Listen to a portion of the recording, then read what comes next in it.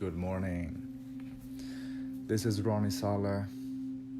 In today's session, I will talk with you about meditation and what it does to my life.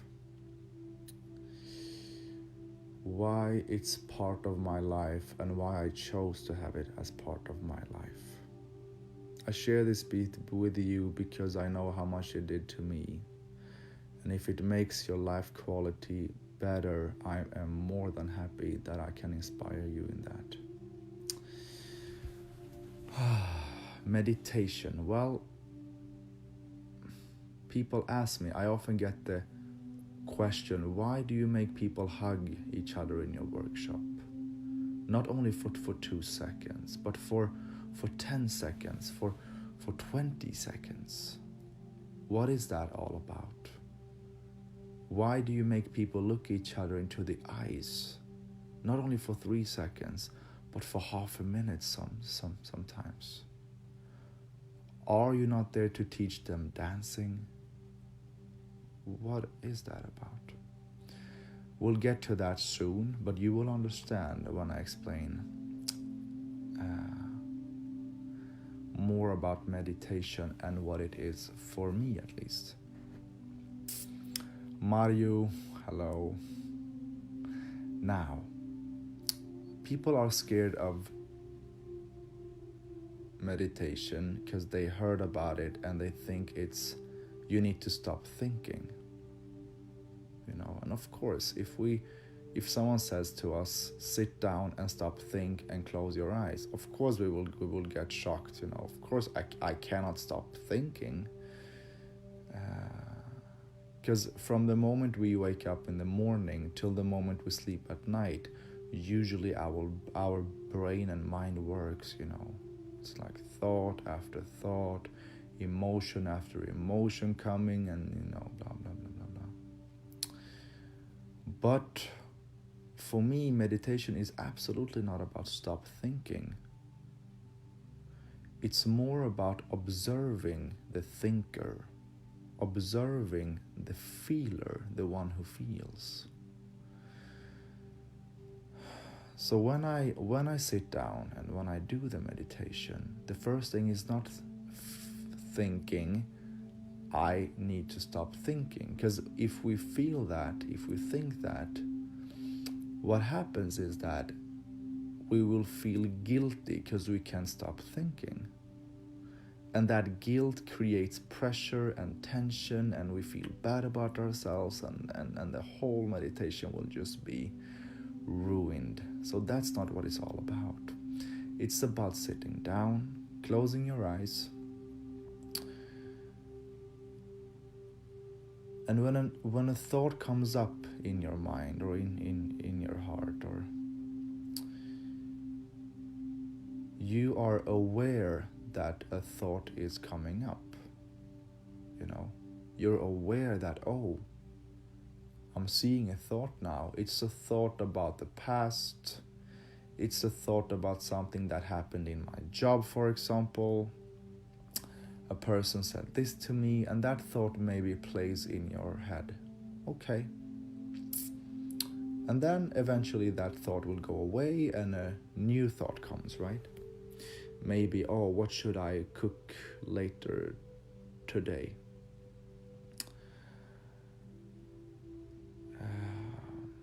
And when that thought comes, it will soon go away as well, and another thought will come, and this is how it goes, right? The problem with thinking and the problem with feeling is that we identify ourselves with it. We think that the thought is everything that exists. Sometimes when we think something that happened in the past, it can feel very, very real, It can feel that it's actually happening right now.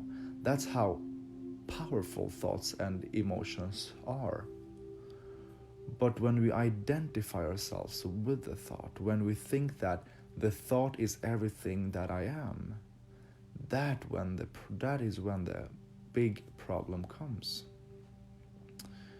Because I believe that your true nature, your spirit, your soul, your energy, it can never change. It can be expressed in different ways, absolutely, but it never dies, and it's not time dependent. They say that energy cannot die. It only transforms into something else. And a thought dies. A thought comes up and it goes away. A feeling comes up and it goes away. It's time dependent. It lives and it goes away. Bam, bam, bam. So I think that the secret is to watch the thoughts, to observe the thoughts that are coming and going, but not to think that you are that thought. You are the witness, the observer that sees the thought coming and going. The space around it. And what happens then is that when these thoughts comes up, when you sit down and close your eyes, what happens is that you will be more detached from the thought. Since you are not the thought, you can watch it with peace. Oh, okay. At the moment this thought has entered into my space, but it's not who I am, because it will go away. But the watcher, the observer, that's maybe who I am. The one who sees. For example, if you look up in the sky, it's night, and you see the stars and maybe a planet. How much is space in the sky? Like, how much space do you see compared to objects? The space is so big, it's like forever. But the stars and planets, they come, they die, they change, they rotate, but those objects in the sky, the stars and the planets and everything else, they are surrounded by a space. They are surrounded by nothingness. They are surrounded by an energy field that holds them up. The same thing with our thoughts. You can see your thoughts as the stars in the sky. They shine, they come, they bright sometimes, they go down in brightness and blah blah. They change, but you cannot be the star. You are the one surrounding that star.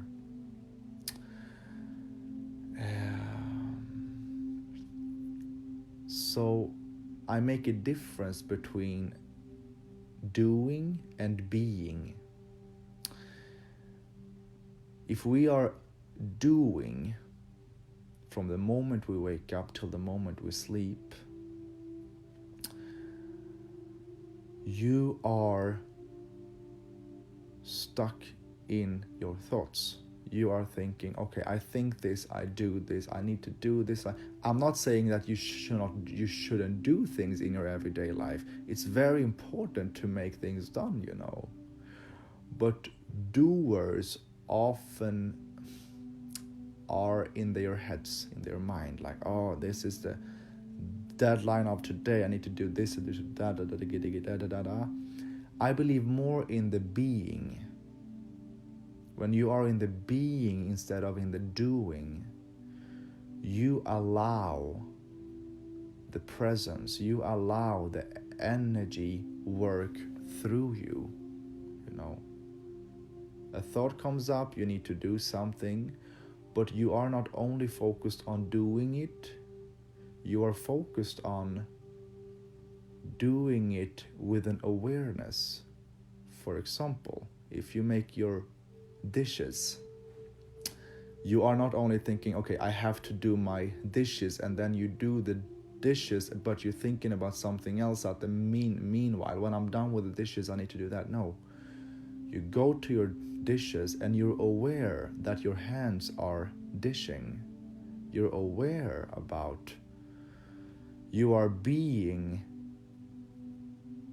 You're being while you are doing. You're not just doing, So your being is that space that you take with you, and that is you in everything you do. When we forget about our being, our eternity, never dying source, the thing that's always been, is there now, and will always be. When we are in contact with that, which means that we don't identify with the things we do all the time, or who we are, and the thoughts and emotions, that's when life becomes lighter. And I will come soon to why it's so important for dancers and instructors, especially for everyone, of course, but since I'm a dancer and instructor, I think it's relevant to speak about how I use it in my job, and why I think it's the key behind the success that I've been through since I started to dance. And if that helps you, damn, it makes me happy. Damn. Because I believe that sharing to make people's life better is the best feeling on this earth. Some people, they keep things for themselves because they think that if someone else knows what I do, maybe they can replace me. I don't believe in that. I say share what works for you, because when you share, the flow of life will start to be in your life. You give, you receive. You give, you receive, because after all, life is abundant. Our thoughts makes us think that it's limited. But when we allow the life itself work through us, the space, who we are, we believe that it will never end. So therefore, I love to share things with you guys, because I know that new ideas, new thoughts, new creative things will come to me if I keep sharing what helps me.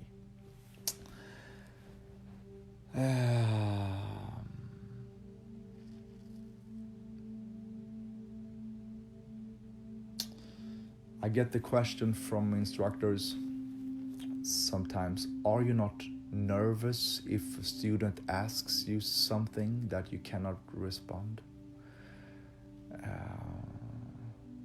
No, I am not, because I developed something. I developed a surrendering mindset. I surrender myself to life. What does that mean? I surrender myself to something that is much bigger than myself. The thoughts about, if a thought comes, I don't know how to respond if someone asks me this. I'm not sure if I know the answer. No. Try not to think so much about that. Try not to make your thought scare you. Don't. Why? Because life wants to work through you, like this, the source, you can call it the being, you can call it the God, you can call it whatever you want. I don't consider myself religious, but I consider myself spiritual. So I believe in energies. I believe in these kind of things. Not only believing, because believing is like, someone said this and I believe in what they said. No, it's experiencing versus believing. Everything I say are just pointers. It's just pointing towards what I speak about. In the end, you need to experience this for yourself, because once you experience it, you will know. But even if I write a book for you, you will still not know if you don't put this into your own practice. So, back to the question. How can you be so sure that you will know what to answer the students? Well,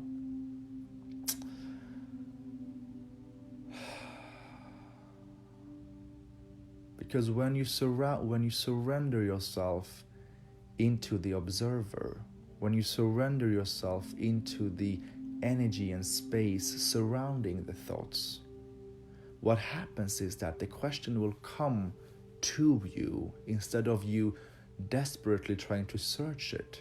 This happened to me. This happens to me every weekend. I get questions that I'm not fully sure about every now and then. But when I stand there, when I breathe, it's not that I fake an answer. Sometimes I say, you know what? I'm not sure. But something tells me that this is the answer. Blah, blah, blah, blah, blah. And then I explain things peacefully, calmly, no need to defend myself, no need to make things up, no need to push the student down because I got a question that was challenging. No need for these games. Just being authentic. Just allowing myself to connect with my being. Because the being is so intelligent. Our thoughts and emotions are not.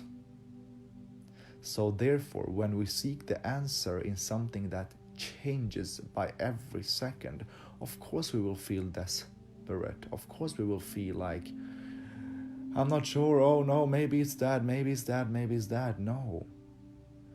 Breathe. Take a distance from the thoughts, from the emotions. Watch them and see what happens.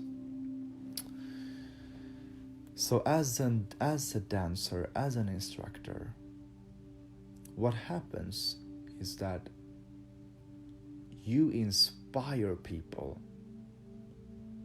You create unforgettable moments with people when you use this. Many instructors asks me, not some, many, Ronie, how do you get booked so much? Why are you booked 1.5 years ahead? What is the secret? We are trying so hard to get out with things and stuff, but it seems like we don't get rebooked again and stuff. And I really, really, really want to help these instructors. And the first thing I say to them is when you connect with yourself, when you are in your being, that's the moment you inspire people to find their source, their energy. The moment you surrender into life and let life work through you in your job, what happens with people, even if they are not aware of it, they feel very inspired. Not because you are there, not because of the things you say, but mainly because when you connect with your true self, not your thoughts, not your emotions, not what you said, but the things that surrounds it, when you allow that energy to flow around you, what happens is that they automatically connect with their source, with their energy. And I can see this every weekend. People come crying after a weekend. Why? Maybe they don't understand, what happened, but you touch people's hearts by helping them connecting with themselves. So when you allow people to hug each other for more than 1 second, when you allow them to stand there, to breathe together. So when I breathe in, my partner breathes in as well. When I breathe out, she breathes out as well. What happens is that you make their thoughts and emotions more quiet, and you allow them to connect with what is same between them. Every human being, we come from the same source. We are in the same source in this life, and we will return to the same source,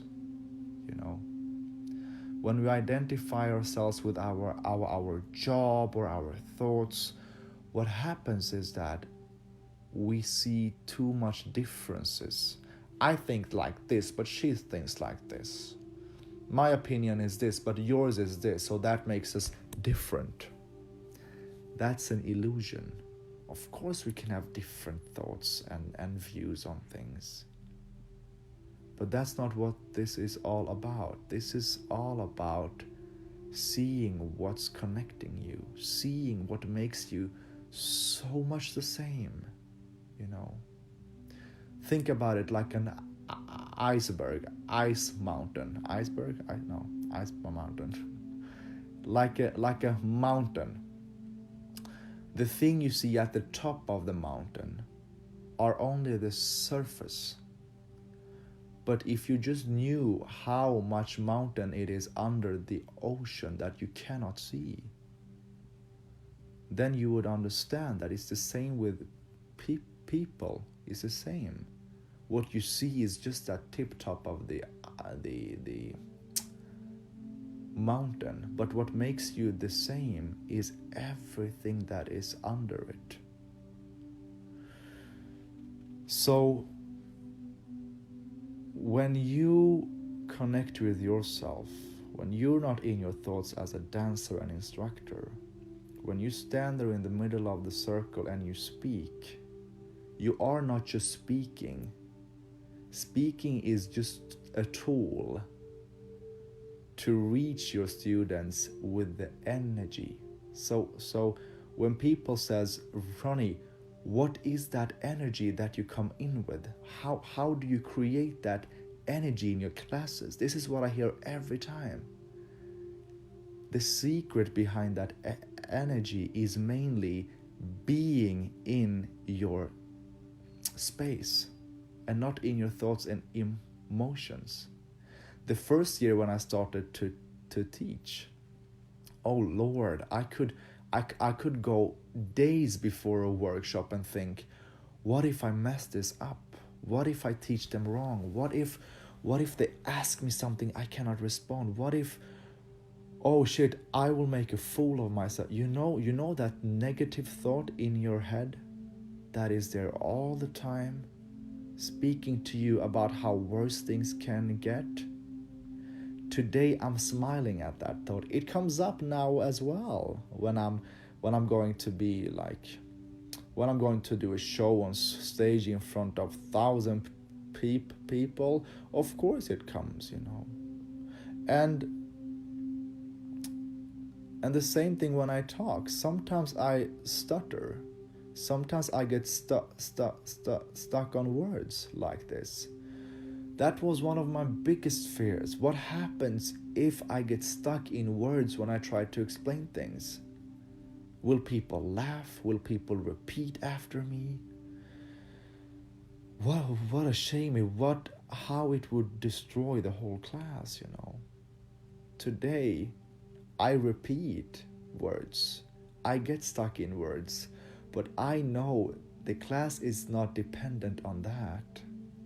The class is not dependent on what I say. The class is dependent of me being in contact with the space surrounding everything I do. Me witnessing everything I do. Me watching everything I do. This doesn't mean I never think, I never feel. But when I know that I am not that thinker, I am not that feeler, what happens is that I can appreciate it more. I'm not scared that the feeling will go away. I'm not scared that this moment will go away. Because you are in the moment every second. Since the thoughts and emotions comes and goes, I'm not stuck in the illusion that the situation will last. You know, I know that the flow of life, things come as things goes, and when you can watch it, you can like appreciate it. Wow, I am experiencing this. I am experiencing seeing people being in their energy because I allow myself to be in mine. Ah, yeah.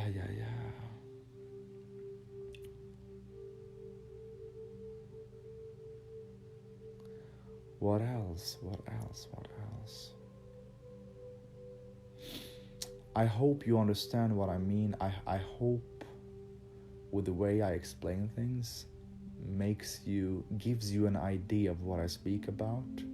But as I said, nothing of this is worth anything if you don't try it in your everyday life.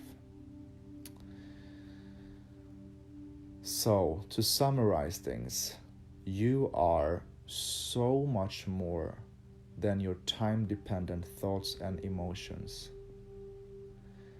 When you allow yourself to be in your being instead of in your constant doing, the being is always there.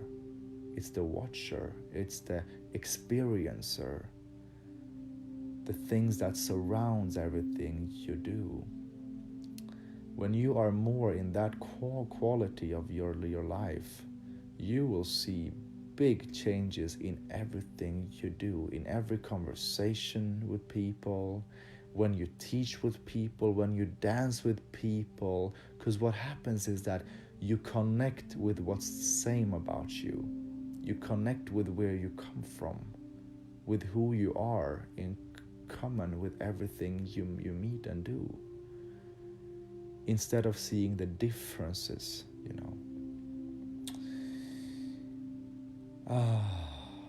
It helped me a lot, and I use it so much, so often, and I hope it will help you as well. Enjoy your Wednesday, have a good day, and start to meditate.